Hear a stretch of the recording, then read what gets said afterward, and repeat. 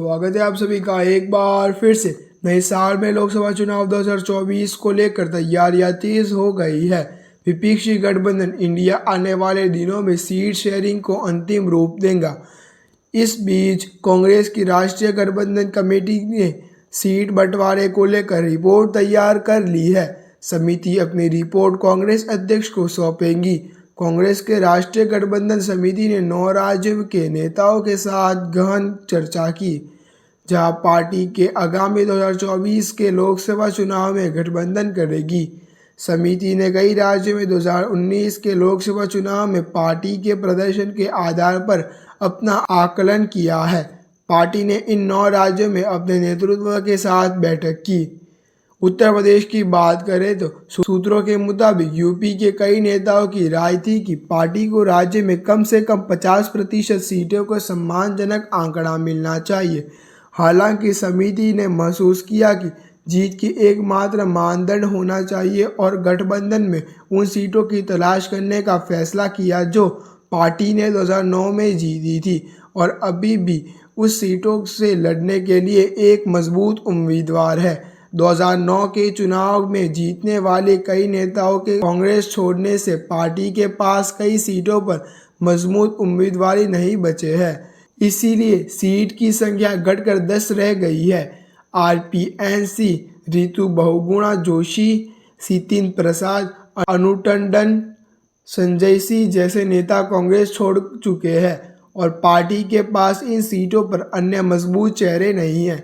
इसलिए party UP में अपने गठबंधन सहयोग के साथ 10 से अधिक सीटें मांग सकती है, जिस पर उनके चेहरे मजबूत हैं।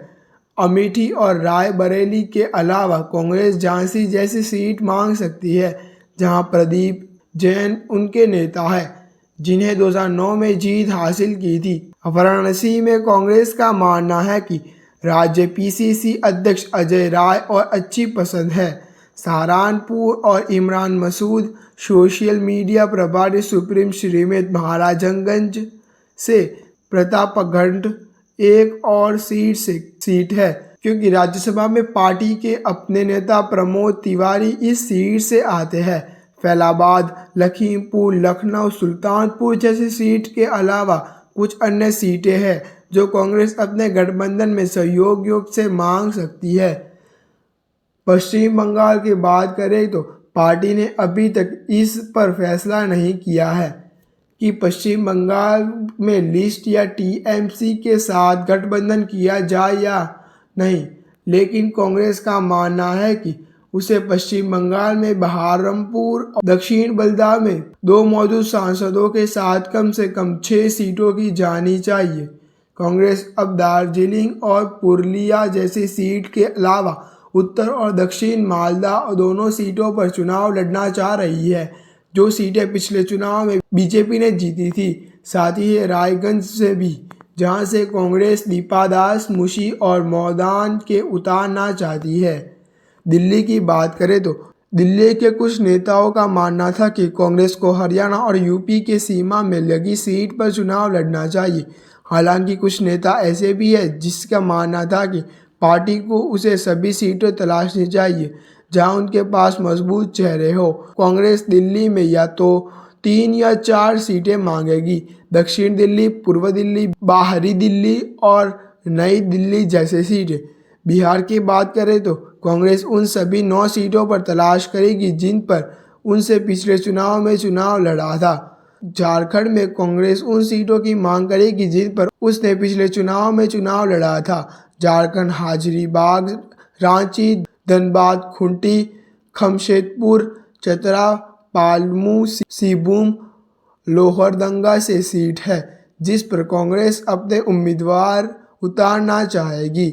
वहीं राजद भी चतरा और पलामू जैसी सीटें से मांग कर रही है।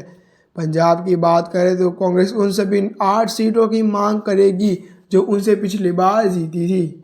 महाराष्ट्र एकमात्र ऐसा राज्य है जहां एसएस और एनसीपी से विभाजन के साथ नया गठन हुआ है।